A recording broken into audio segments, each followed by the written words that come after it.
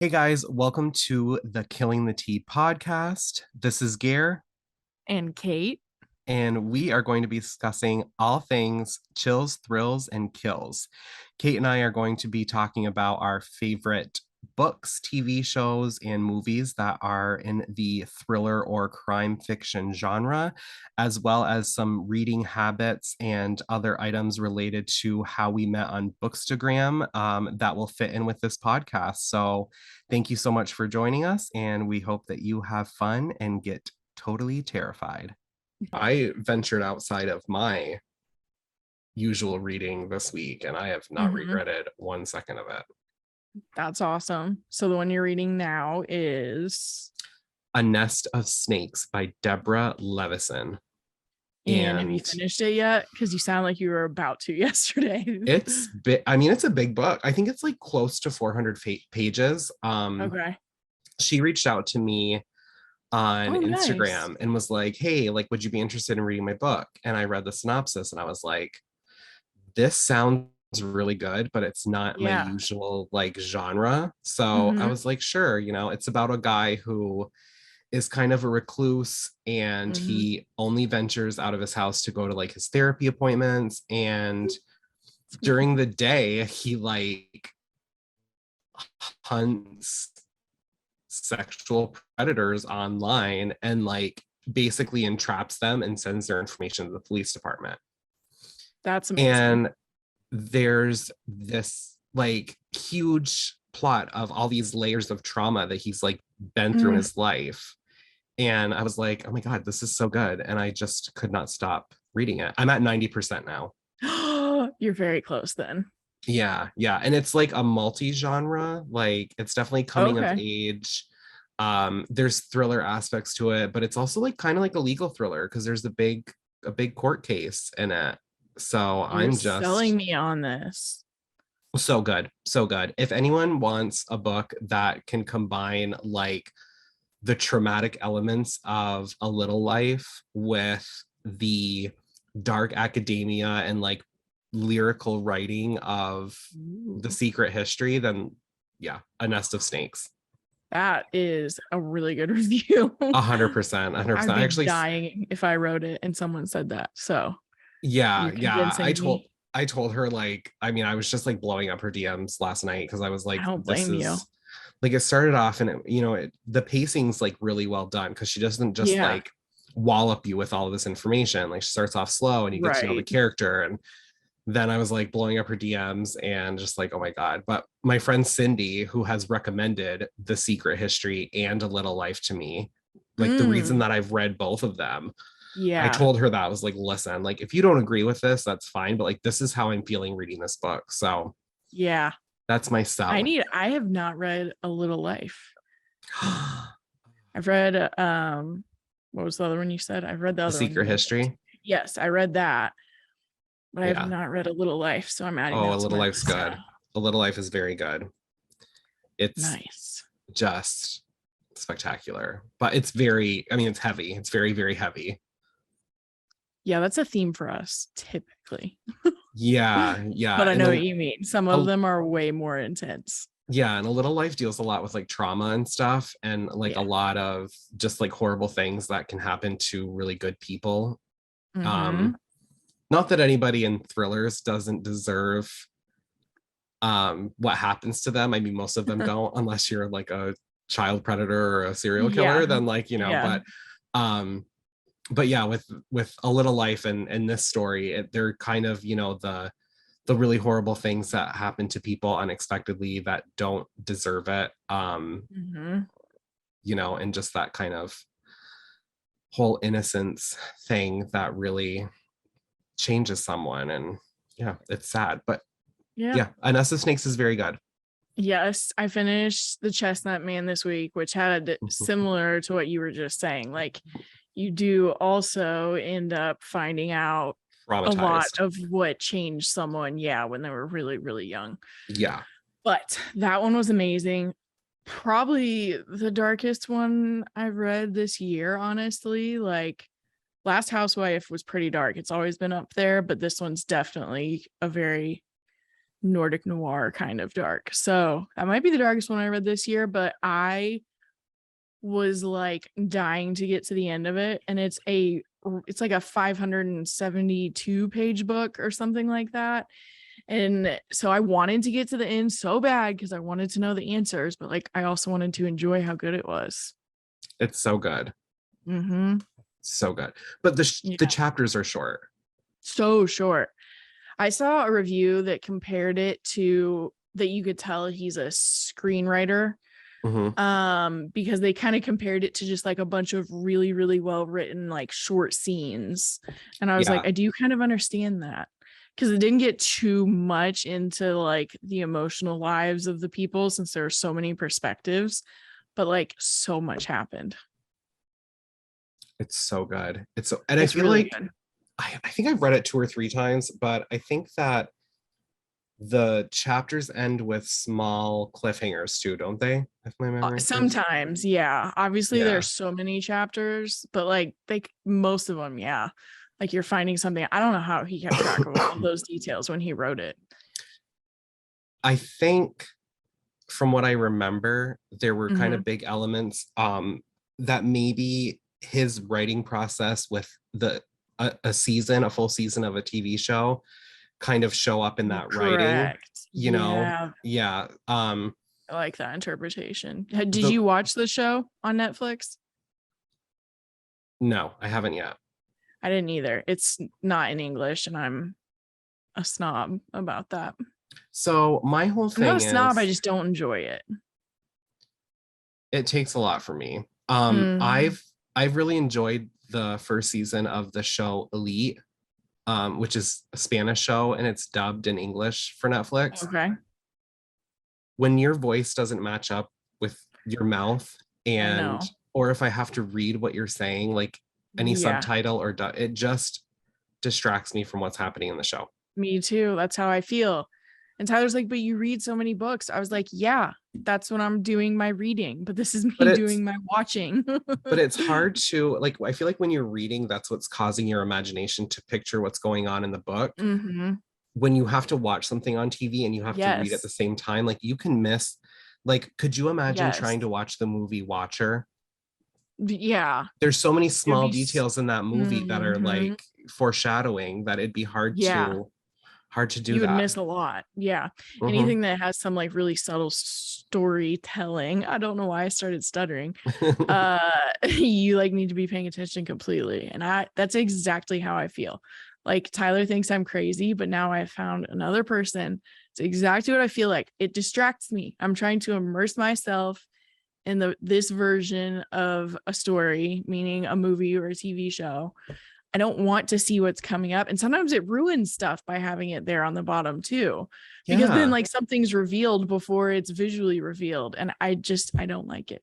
Yeah. I think the So glad show we is agree. dubbed. So It probably maybe has been. dubbed I can do better, but I'm just still Yeah. like, it's not matching with You me. like have to like not look at their faces. Although I feel like with the show, the author Seren, Skarsgård? It's something like Skarsgård. it's like Sivestrup or something, like Oh, Sveistrup. you're right. Spystrip. But I'm like wrong. I feel like so he was the creator of the original Swedish version of the show The Killing, Mm-hmm. which they turned into an American show as well. Oh, okay. Yep, I did watch that. So I feel as though if they took the Chestnut Man, they could really turn it into Yeah. something in America. I mean, even the same setting, like you could do, God, like Portland, Mm-hmm. Seattle, Yeah. something moody like that, Mm-hmm. Maine, like even like if it was mm, snowy. Vermont. Vermont. The joys of Vermont. Um, Yeah. Upstate New York, honestly, like gets Yep. creepy as shit. So I feel like they could definitely do something that would be successful with an American miniseries of that. I agree. Because I feel like the thing about the Chestnut Man is it's almost in its own way a cult. Mm-hmm. Because the minute people read the Chestnut Man, they turn into the people that are going to recommend and never shut up about the Chestnut Man. Mm-hmm. And now you're Yep. part of it. I'm part of it. And the ending. Didn't expect the very last chapter either. It was pretty good. Twisted. Mhm. I actually have an author shout out. Oh, nice. Okay.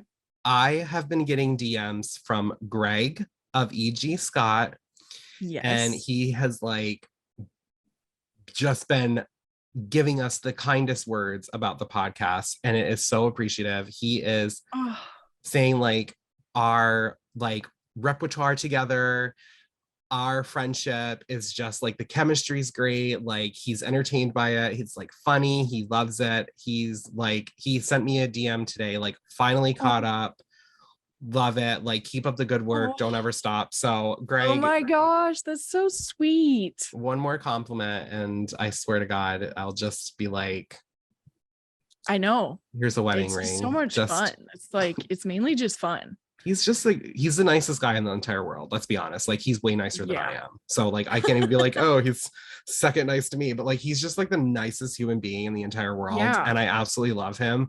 Oh, But I love that. somebody who like, I mean, I love him and Liz, I love the way that they write together.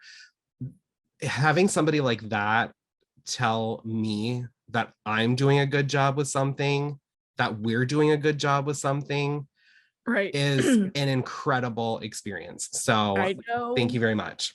That is amazing.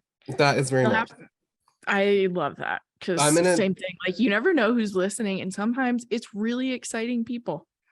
yeah, I'm just gonna give him a ring and be like, here's our Yeah. bromance. I'll just tell you Yes. how much I love your books, and you can just tell me how much you love the podcast. And that is Yes.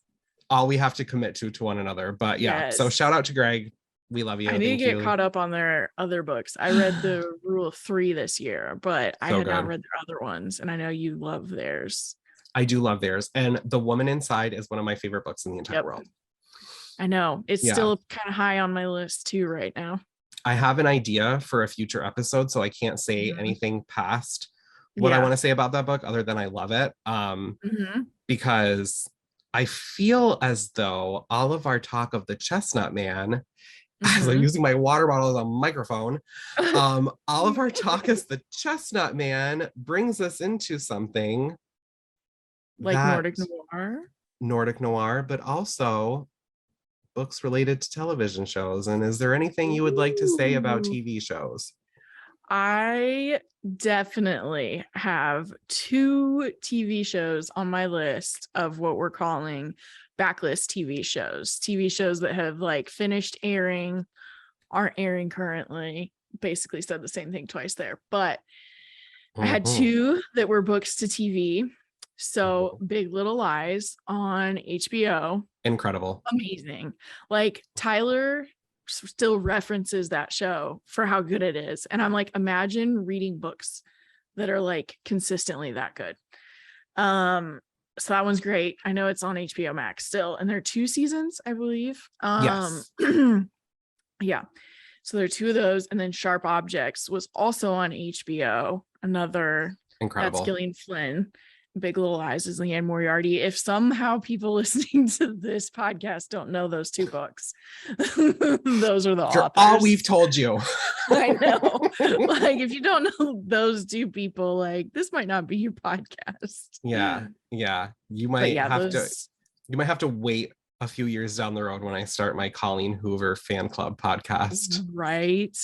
And hire you to produce that. Yeah, I will. I will totally do that. Um, I love her stuff. I love how she posts on social. She's incredible. She's a vibe. She's cool. Mhm. So I think that Big Little Lies has done for book to series adaptations Mm. what Gone Girl did for book to movie adaptations, Ooh, in I my love opinion. that. The reason I say that is because a lot of people probably don't know this, who Mhm. are as Tyler's in Vermont. He's calling me. It's like, what the hell are you guys talking about today? Right. I love it. Hi, Tyler. If you're gonna shout out your Tyler, I'll shout out my Tyler.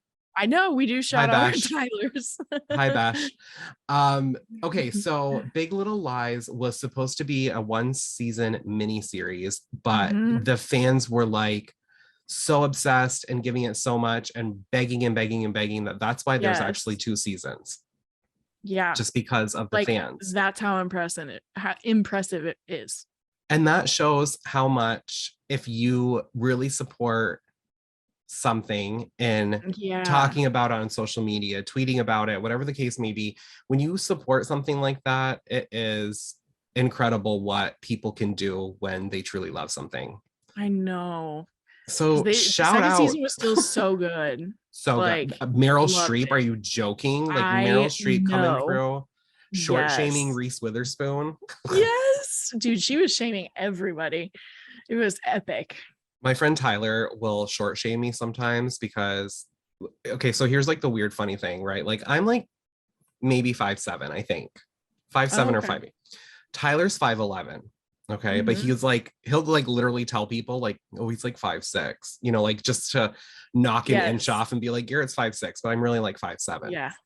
But if I say to him, like, not all of us were born to be 6 feet tall like you, he's like, I'm 5'11". And I'm like, oh my God. So Which way do you want it? Do you want to the feel way, tall or not tall? yes, I'm like, you're still taller, but like, if you can knock an inch off and call me 5'6", I can add an inch and call you 6 foot. Either Right. way, you're still taller than me and you're still going Yeah. to tell your short jokes. So that's Yes. why with Big Little Lies, I love it because I mean, this is spoiler free, but Meryl Streep Yeah. says to Reese Witherspoon, like, you're very short and I don't trust short people. And I just, every time I see the meme or every time I like think of that part, it just reminds me of my friendship with my friend Tyler, my emotional terrorist Tyler. Oh my gosh. What's funny is I'm 5'8" and my Tyler's like 5'11 and a half. Holy moly. I know. So just more we have in common. Yeah. But I'm Yeah. tall for a woman. And I'm short for a man. We're so cool. Just Just letting everybody know you haven't seen us standing. So just now you staying know. as far away from average as possible. Yeah. Screw over here. Oh my gosh, that's funny. But But really, yeah. Mhm. So yeah, I guess Do you have a tonight. TV show? So I have a few TV shows. Mm-hmm. Um, one of them is based, well, two of them are based on books that I loved. And the rest of them are just shows that give me good vibes that are thrilling and just Yeah.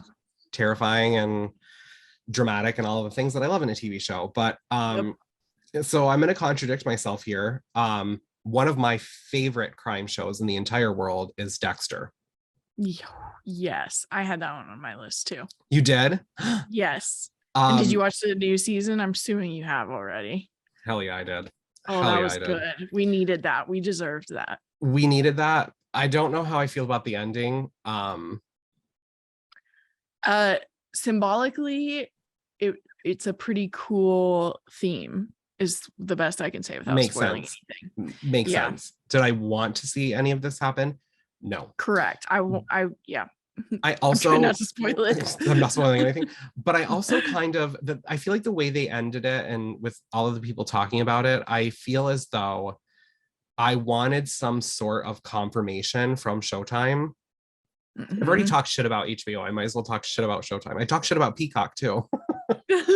I mean, just take Stay them all true, out. Hulu. I just wish they would say like, hey guys, listen, like, we kind of rebooted this series, dusted it off the shelf, gave you what you wanted, but this is it. Or there may be more down the line, but we don't have that definitive answer yet. They just kind of like, oh, here you go. Like this will kill a month in the winter. And that is what it did.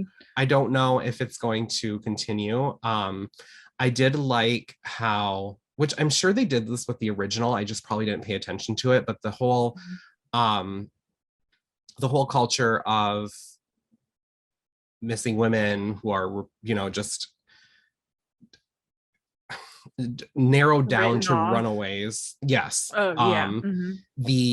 The whole you know, thing that's plagued the indigenous community of having indigenous women go missing and the police not giving a shit whatsoever, Mhm. was really represented well in the show. You know, you Yeah. showed the contrast between the people who did not care and who just kind of let it be known that they were runaways and that's all they were going to investigate, and the people who were like, listen, like, to you this is a case, to me this is my Mhm. family, this Yeah. person did not run away.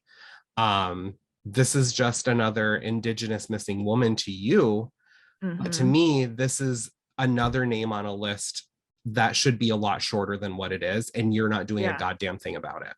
Right. And unfortunately that is actually happening to this day. So I Mhm. felt like the way that they represented that in the show, not just for like a plot device, but just to kind of be like, oh, if you think Yeah. this really, you know, if you think this is really shitty in the show, it's actually happening in the world. Mhm. Because there were So like 12 or more girls that she was trying to solve the case of. Might have been more than mhm. 12. It was in the double digits, and it was like all throughout the show. It wasn't just like a throwaway subplot. Yeah, yeah. And to have some of them be cold cases that having somebody refuse to give up on, was done really well, because Mhm. Dexter is just the best. So I know. it's so Like the good. whole time we were watching, I was like, I could watch so many more seasons of this. It's really good. It's so good. I'm trying to think of how to ask this without spoiling anything. It's so hard. What's your favorite season of Dexter? Okay. It might be the Trinity Killer. Oh, 100%. Yeah. Yep. I'm glad we're in agreement. Yep. That's one. I also, my second thing, this is like kind of like tied for me because the Trinity Yeah. Killer Hmm. season 4, right? Season Hmm. I 4. think so. Yes. Trinity Killer season 4, incredible, really well done. Um, Hmm. very, very suspenseful, but there's a lot that happens in the finale of season 4, probably more Hmm. than most of the other seasons. Hmm. Season 5 for me is a close second, because Hmm. you have um the aftermath of season 4 combined with a new case, Yep. combined with super guest star queen Julia Stiles, who I love. Yes, Julia she Stiles is is like, amazing. I forgot about her. That's a good point. I love her. I love her. And the season starts off with like this truck crashing and like these barrels coming out and having Oh dead women in yeah. them. Oh, I forgot about. Oh yeah. And I'm like, why can somebody not put this in a book? It's so chilling. And it reminds me of this movie that I watched, which I can't say the Hmm. name of because it's spoiler, but it's probably one of the most disturbing movies I've ever seen in my entire life. Hmm.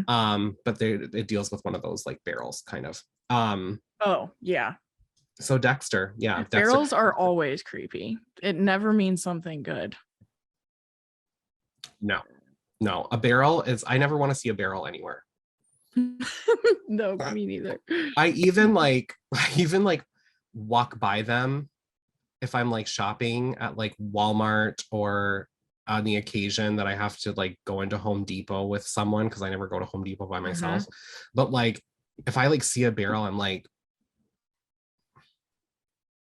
What's that here for? it gives me the same feeling as like when you see that like random fact in like a meme like on Twitter or something, where it's like, in your average lifetime you will walk by 5 serial killers and not Oh know my it. god. And then I like like your how many, meme voice. thank you, thank you. And then I think the same thing when I walk by a barrel, like I'm like, how many dead bodies are Mm. you gonna hide Oh in my your god. lifetime, little Mr. Barrel? Because like really, what are people using barrels for otherwise? It's like Have you ever thrillers. needed a barrel? I haven't. Yeah, thrillers have not made me anxious in my life because, as Mhm. I've said before, I'm not interesting enough to kill. Like, leave me alone to be boring in my house, to read my books, to like get takeout and like text Kate and Tyler. Yeah. And Kate's Tyler. So just like Yes. leave me alone. But they have made me very I don't want to say paranoid because that's too strong of a word, but they have made me very aware of like when you're walking through just trying to get your groceries or whatever, and you're like, Right. all of these knives, like, are they going to be used for cooking, or like how many crime scene paraphernalia have I walked by as an innocent person just looking for the Lay's potato chips? That is a meme. And we just lost all of our viewers. They're like, all right, Gary, you fucking weirdo. No, I've been having to walk the dogs earlier in the morning this week to get on Zoom calls, but it's dark outside in the morning now.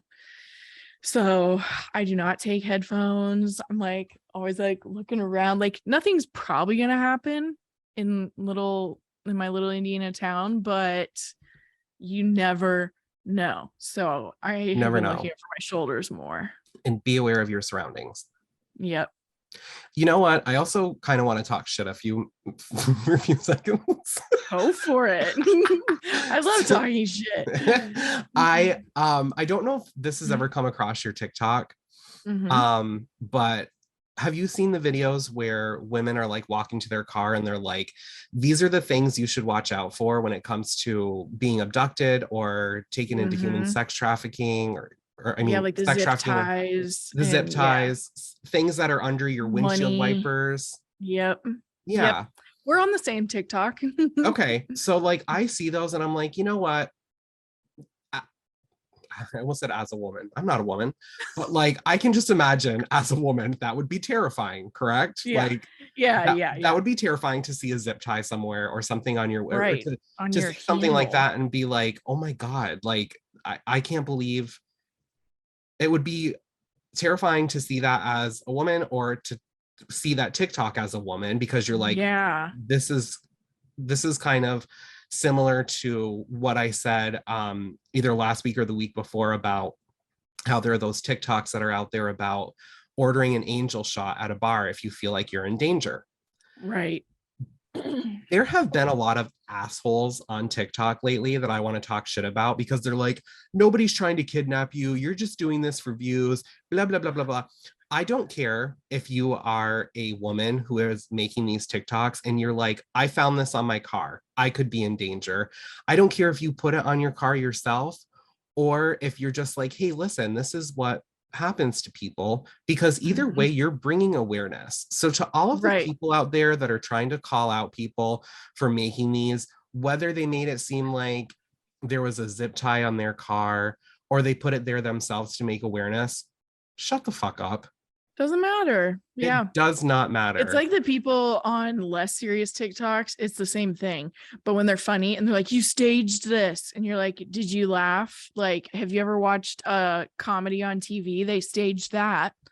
Yeah. And you know what the thing is too, is like, it's just really annoying when people are like, this didn't really happen to you. Somebody's bringing awareness. You know, they might have done that as like one of those Generation Z way of like the videos that they used to make us watch in high school when they rolled in the VCR and they were like, if a stranger comes up to you and tries to offer you candy or a shot of tequila, don't get in the van. So if you are one of those people that has nothing better to do than attack somebody who's bringing awareness of like some of the shitty things that have happened to women, you should probably spend less time on TikTok talking shit to people and more time looking up the random facts and the statistics of how many women go missing or the crimes that are committed against women, and just let people make people aware of this and try to protect horrible things from happening to women. So that's my shit talk. That is the TikTok corner for today's episode. And I also like when you were like, oh, like, did you laugh like at like the things, like people are also saying like TikTok is kind of like the app version of Saturday Night Live, where people just make up their own skits for Yep, entertainment. I And agree. it's like, that is such a good comparison. Yeah, So just let people be laugh, just funny. enjoy it. If you don't like it, just Scroll real fast and the algorithm will get rid of it. I scroll away, promise. or click on that little button that says like, there's a little button that's like, I did not find Mm-hmm. this to be Something. Yeah, if you something. hold down or like hold down on the TikTok itself, it'll have something pops up where you Yeah, can say like, don't want to see this kind of content. I've done right. that with songs sometimes because like sometimes when certain songs come out, they blow up on TikTok, but it's like not a song I like, and then it'll be stuck in my head. So I've Mhm. also done like, I don't want to hear any more of this sound, and it is kind of No, helpful. no. And you know, Mhm. it's just being that person that's like calling out people. Like, listen, if you see something on TikTok that is like racist or homophobic or sexist or something, and people like think it's funny, call it out by all Yeah, means. But like, if somebody's just trying to do something that's funny, that's not offensive, or they're trying to yeah. bring awareness to things so that people can protect themselves from something shitty happening against them, it's Mhm. none of your fucking business. No, It's and you don't literally have to the watch it. equivalent. Yeah. It's like the same thing with people that post a negative review, like, and tag an author in it. I know. I You don't get have other that. Like, things you can do with your life. mhm. I know. I can't bring myself to. I would definitely never tag an author, but like I'm just not gonna post about a book if I didn't like it. I don't blame people for posting negative reviews and being like not obviously not tagging the author, but like Right. if you want to post a negative review and have your the vibe of your page or whatever be like, I'm going to post honest reviews of everything I read, good for you, you know, Right. like that's fine. I personally don't post negative reviews, but Mm-mm. like when I see an author being like, oh, here we go, somebody posted a negative review of my book and tagged me in it, I'm just like, what the I hell is know. going on? Like, what is the need to do that? Because Yeah. it's like also for me, like there are so many different reasons I might love a book or not totally love it or dislike it or kind of dislike it. And everyone, like, you could also my point is you could also still, if you wanted to post about it, one, not tag, I'm frozen, not tag the author. But two, you could also just be like, I think this and this isn't for me. Like, That's just what I like say. a couple of things. Like, there's nothing wrong with that because occasionally we're gonna run into books where like we would have different styles or Oh something. yeah, of course. And like that's what I like feel I like that's really more helpful. And the people that are saying they're doing it to be helpful, I feel like that's more helpful. I think the thing is too is that like you and I may have a private conversation, and we have, Oh yeah. where I'm like, I did not like this or this, and I hated this, or it just like did not work for me. But like Mm-hmm. whenever we like, and we've talked about this like before we even started recording the first episode, how like Mm-hmm. this is not going to be something where we ever shit talk a book.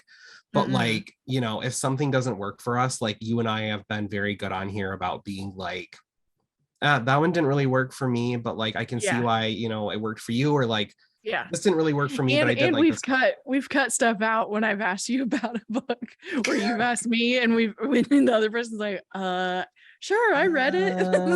Yep, And we're like, yeah, okay, we'll skip that one. sure did read that one. Hey guys, I hope you enjoyed part 1 of this episode. If you did, make sure that you come back on Thursday for part 2.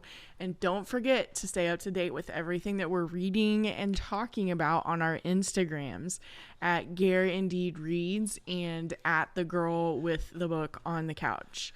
Links are also in the show notes, so make sure you follow.